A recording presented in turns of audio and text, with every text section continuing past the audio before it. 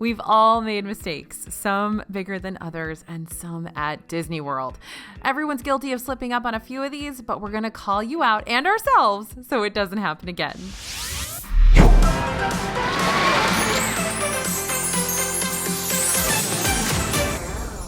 Hey everybody, it's AJ for Disney Food Blog. Okay, are you guilty of spending a little bit too much time on your phone, maybe in the wrong circumstances? Or how about holding on to a few dining reservations while you decide where you actually want to eat?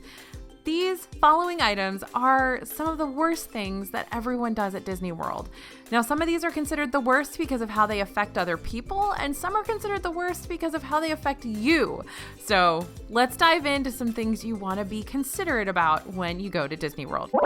First up, ruining the magic. This is one of the things that I think is frustrating to so many people who go to Disney World.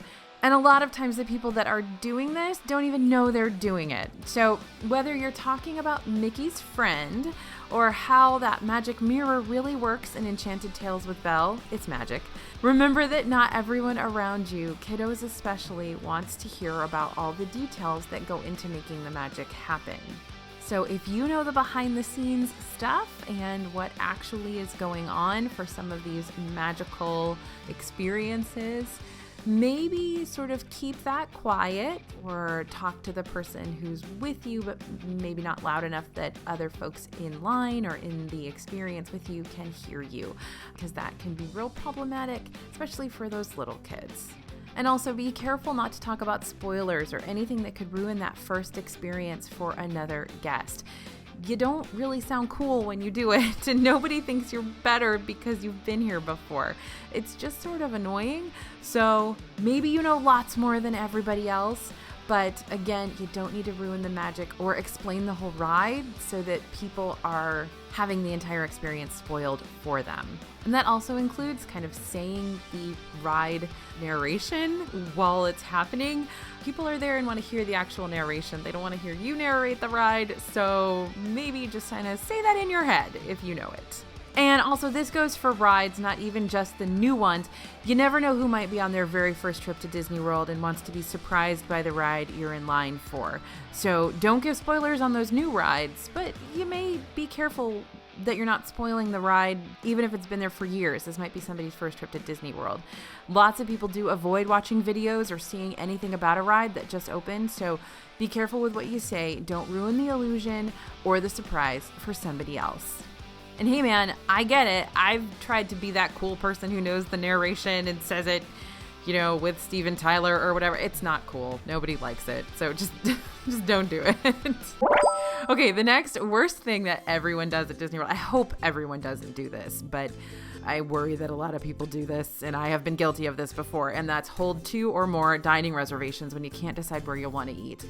So you aren't sure just where you want to eat. It's 60 days, 180 days in advance, and it's hard to know what you're going to want to eat that day. Am I going to want barbecue or am I going to want Italian? Who knows? So you make reservations at both restaurants just in case, and you decide later. Well, Disney's helping us out a little bit on this one because the advanced dining reservation window is 60 days now instead of 180 days, but still 60 days. How do you know what you're going to want to eat in 2 months? So booking those 2 reservations, that's okay if you just need a day or 2 to decide, but if you're holding those reservations up until the very last minute, then you're just keeping a reservation from somebody else. And this is especially harsh if they are popular restaurants that people can't get a reservation for.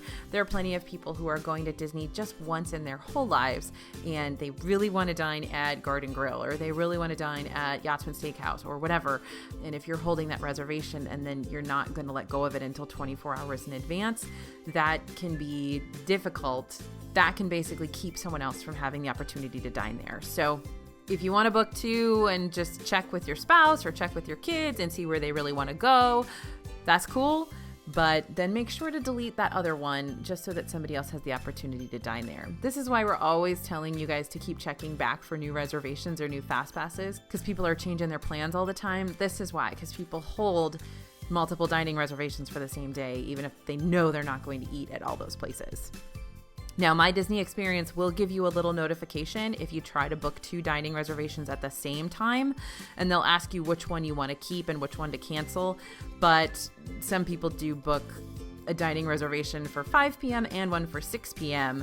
And that is outside the window that my Disney experience will kind of boot one of them, so they can just hold both of those. So just be careful about that practice. Try not to hold on to the reservation you're not going to use for too long. Okay, next worst thing everyone does at Disney World is using their phone while on a ride or attraction. I do this all the time. I am the worst. So this is for me to basically say, hey, AJ, quit doing this. If you don't want to pay attention to the ride, why are you even on it? And it stinks to ride pirates with somebody up front taking selfies the whole time or trying to video the ride. It's not going to turn out anyway, you guys. It's dark in there. And if you're using your flash, well, then we're super annoyed with you because you're not supposed to use your flash and you're not supposed to. I mean, if you turn on that flashlight to take video, my goodness, why would you do that in a ride? That's so disruptive to the rest of the people in the vehicle or in the boat with you. And again, that video is not going to turn out well anyway. So it's extra not worth it. And note that many rides and shows do have a little message reminding you not to take flash pictures. So double check your phone if you're going to take pictures in there to make sure that flash isn't on auto, because it will use that flash if it needs to, if you don't have the flash completely turned off. And if you need to video a ride for some reason, like we do that all the time for these videos, right? Ask to sit in the back of the vehicle so that your screen isn't sort of marring somebody else's experience. Like I'll ask to sit in the very back row of Pirates so that the people in, the front, however many rows there are, can't see my screen while I'm filming. Now you're going to go through these videos and you're going to see me sitting in the front seat of Splash Mountain, or you're going to see me sitting in the front seat of one of these vehicles, and you're going to say, AJ, you said, and like I said, I'm the worst. I do this all the time. I need to not do it. I also need to not sit there and scroll Instagram while I'm on a ride. How awful is that? Very awful. Pay attention to the rides that you're on. Don't take up a spot that somebody else could be using, especially if the lines are long or if it's a really, really popular ride. I mean, if I'm on Rise of the Resistance, I am not scrolling Instagram. I am paying attention to the ride. So, I should have the same level of respect for all of these other incredible attractions as well. But just a heads up, if you are going to use your phone or if you are going to video or take selfies, try to sit in the back where, you're disrupting as few people as possible. Okay, next thing everyone does at Disney World, and this has become really, really bad in the past couple of years, of course, is not paying attention to your surroundings. When you are walking forward and you are scrolling your phone, you're Instagramming, you're FaceTiming, you're checking email, you're scrolling through a recent picture session or videos while you're walking down Main Street or through Adventureland or wherever, and you're either running into dozens of people or you're holding up countless folks who need to get around you. That is a thing that is happening all the time. And again, I'm the worst at this. So right now in the age of social distancing too, and I noticed this when I was in Disney World, this is even more of an issue. There were several times I was walking down Main Street, scrolling some photos I had just taken or something, and I bumped up against somebody, which right now, that's the worst possible thing I can do. So pay attention to your surroundings. Make sure that you are aware of where you are. If you need to scroll your phone or if you need to watch a video or something, go step off to the side and do that so that there's no danger of you running into other people or having people have to avoid you because you're not paying attention. So again, I'm the worst. I do it all the time. If you got to scroll, if you got to watch a video, you're looking through the photos you just took of the castle, just step to the side to do that, or wait until you're sitting down someplace else that you're out of the fray, I guess, to look at that stuff. Okay, next thing everyone does at Disney World that's the worst is forget something important. Rain gear, phone chargers. That's just a nightmare when you forget that stuff. And here, you're not affecting somebody else's trip, but you are affecting your own. So try not to do this because it can be a huge hassle. You may have packed an umbrella in your suitcase, but now you're in the park and you're stuck buying a $15 poncho because you forgot it or didn't feel like carrying it. Again, this happens to me all the time. Remember those refillable water bottles as well. Don't spend a ton of money on water in the park. You can still get free cups of ice water from quick service locations. You're just going to have to ask at the entrance, where to go in the quick service, what window is giving out free water right now. But filling your own water bottle is a whole lot easier and requires a lot fewer people touching your beverage container. So here's your checklist for your Disney Park day right now. Water bottle, mask, other mask, rain gear, mask, external phone charger, mask, magic band, mask, sunscreen. Okay, I hope that helps. But seriously, don't forget that mask and backup mask. You don't want to have to buy another mask in the theme park. Those Disney ones are cute, but they don't fit really well. So then they have disposable ones, but why do you want to drop $150 on a disposable mask and you just bring one from home? So bring those masks and your phone charger and your Magic Band and your sunscreen and your water bottle and your rain gear. Okay, next thing a lot of people do, I'm not going to say everyone because I know some of you don't, but a lot of people do in Disney World, force their kids and family to do things they don't want to do. Your kids and the rest of your family may not love the same rides and shows that you do, and that's a-okay, but don't force them to go along with everything just because it's what we're doing right now, or it's what you planned, a year ago, or it's, whatever. Your kid is terrified of Space Mountain. Don't make them go on Space Mountain. They will hate it. They will hate you. They will likely be too afraid to give the ride a second chance for at least, a couple months or possibly years. And if your kid isn't tall enough for a certain ride, please don't put things in their shoes to make them seem taller. They will be tall enough next time probably, and it's not worth risking their safety just so they can ride a thrill ride. No ride is good enough to be worth your kid getting hurt. So don't make them do things they don't want to do or that it's unsafe for them to do. Now, I totally get it if you are using this as an opportunity for your kid to work on courage or work on bravery. I get it. My kid has been scared to go on dark rides, for example. I know he's not going to be hurt on that ride. I know he's probably going to be okay, and I know he's almost there. He just needs to prove to himself he can do it.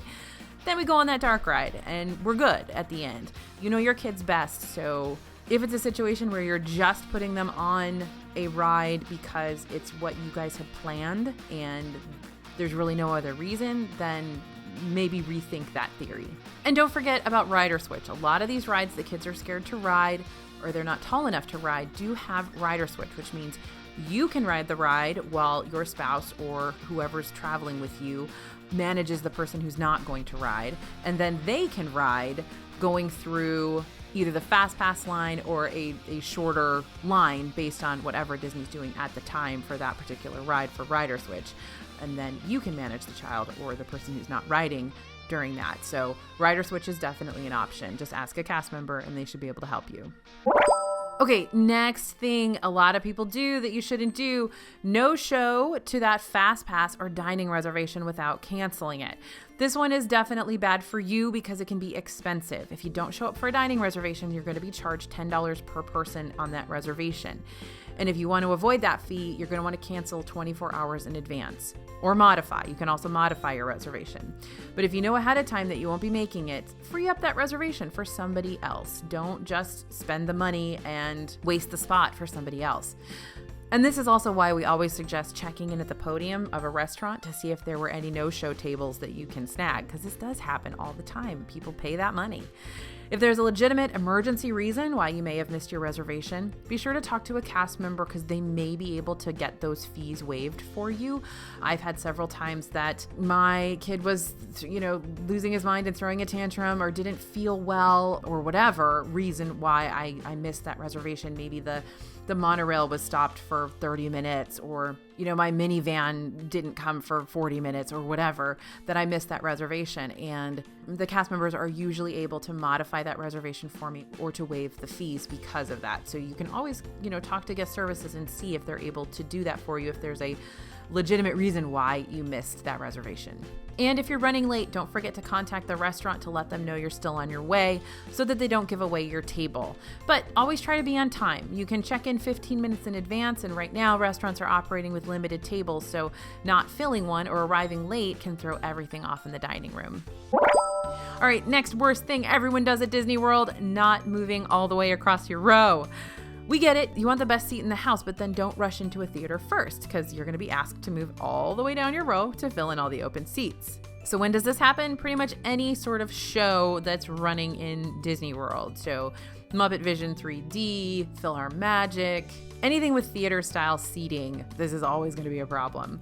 Now, if you want a center seat, wait for a few groups to go ahead of you and take the seats at the end of the other row. This makes it easier to load and unload the theater quickly and make sure everyone gets a seat and more people can see the show. So make sure you organize yourself appropriately so that you get the kind of seat you want. Right now, lots of seats and rows are blocked off to allow for social distancing though, so move all the way down so that no one has to scoot by you in order to get to an open seat. Let's keep that 6 feet away situation strong. Next thing everyone does at Disney World, blowing your budget. So in my experiences at Galaxy's Edge or Tokyo Disneyland are any indication, even experts at the Disney game are super susceptible to this one. I am still finding things I bought in Tokyo Disney in 2018, I think, or even 2017. I don't remember when I went. But I'm still finding, I think 2017, but I'm still finding things that I bought that I never used, like a calendar. I have a 2018 Tokyo Disney calendar that I never used. And why? Why did I buy that if I wasn't going to use? I have so much stuff that I never used. Oh my goodness. So set yourself a limit, you guys. Be realistic and be generous to yourself. If you know you're not going to get out of there without a porg or even worse, a lightsaber, then plan ahead for that indulgence and pull back on the planned spending elsewhere. A lot of people like loading up those gift cards for everyone in the family and then everyone gets their own budget. They don't need to ask if each and every purchase can be approved, and it'll teach younger kids how to manage their money, or at least you can try to teach younger kids how to manage their money. But once that money's gone, it's gone. Now, if you know you're going all out on merchandise, maybe opt for a few fewer table service meals to help things balance out, or stay in a slightly less expensive hotel, something like that, because you know yourself better than anybody else. You know if you are out of control when it comes to souvenir buying. If you're a huge Star Wars fan, of course you're going to want to buy that holocron cube. Or if you're in Pandora, you totally want that shoulder banshee or whatever. Absolutely. Know that about yourself and pre-budget. It's real easy to, get carried away in the moment and want to buy that thing, even if you know you're not going to have wanted to buy it later, that you'll still buy it. So keep that in mind and keep your budget set. Okay, and here's one more worst thing everyone does at Disney World that I'm not sure everyone does, or if it's just me, but I'm going to put it in here anyway, because again, it's something that I need to learn. I need to figure out. Okay, you're going to laugh. Here we go. Sit in a busy restroom and read your phone. If there's a line out there, do your business and get out. And we're not talking about work business. There are other air-conditioned places to check emails and scroll through Instagram. Right now, you can go relax in the relaxation stations around the park, or plan to grab a drink in a lounge. Nomad Lounge is a great, usually not so crowded spot in Animal Kingdom to sit and check in with on your phone. Bathrooms are not the spot for that. They're even designed with the only mirror right next to the door to encourage you not to linger. So follow the design and function of the space. Get in and get out. Again, this is FYI for AJ because I literally it's the worst.